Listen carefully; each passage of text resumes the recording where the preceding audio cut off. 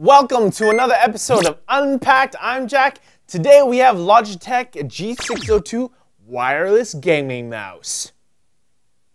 Intro.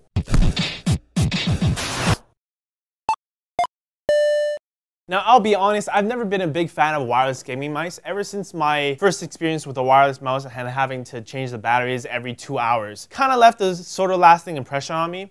But when we were down in PAX this year, we got a chance to visit Logitech, and they actually had the G602 on hand. They claim that this mouse will last up to 250 hours. That's 10 days straight plus 10 hours on top. That's crazy battery life. All right, cool. So let's get to unboxing. Logitech, science wins.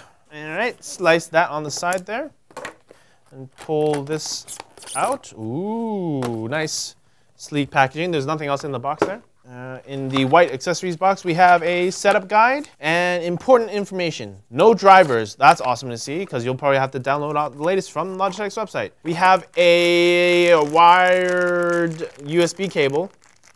I'm guessing this is an extension for if you want to have the receiver closer up. That's a good 5 feet. All right. Put that aside. Pop out the mouse. And we also have a receiver here. So on the receiver, it's really tiny. It's not Logitech's usual unifying receiver where it actually recognizes 6 devices at once. It's a specific one meant for the G602, so there's less interference. It is a 500 hertz receiver. We'll put that aside. And we have the mouse and a up arrow in the battery compartment. I'm gonna pull that. Oh, the whole thing came off. Whoops. And this is awesome to see. 2 AA batteries. And they're just regular Duracells. They're not like a special rechargeable like lithium ion or NIM type battery. Just regular copper tops. And the one thing I really like about this right off the bat is that the 2 batteries are in the same position. And also there's actually a small little hole on the right hand side of the bottom of the mouse where you can actually plug in the Logitech receiver and it pops right back, the cover pops right back over. So you can actually now take this on the road with you and, you know, not have to worry about losing the connector or having it break off on your laptop or machine or whatnot. That's actually really nice to see that they brought something like that back. All right, so on the bottom, let's start with that first since we did go over the battery components. We got nice mice feet here and the mouse pads. These are actually rated to actually go up to 250 kilometers. We have an on-off switch. We have the Delta sensor there. All right, and moving on to the top of the mouse, the 2 left and right mouse click buttons. Those are actually a bit longer than most. So if you have a larger hand, you can probably hit those and not feel awkward about it. We got the nice rubber soft touch scroll wheel. We have the performance and endurance mode indicator or indicator there. That's endurance and blue is for performance and the switch is right there. There's a rubberized palm rest here so you know you get more grip. It's actually quite comfortable. Around the mouse is a sort of a more textured feel.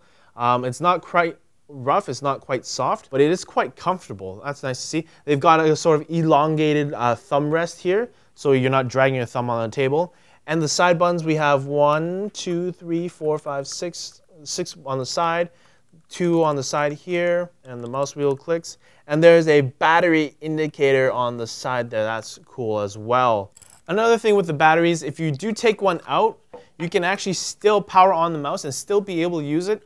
Obviously, you won't be getting the 250 hours of gaming time with it. Obviously, it'll cut by half, 125 hours, but that's still 5 hours in 5 days, guys. That's like insane. Also, the mouse buttons are actually rated for 20 million clicks.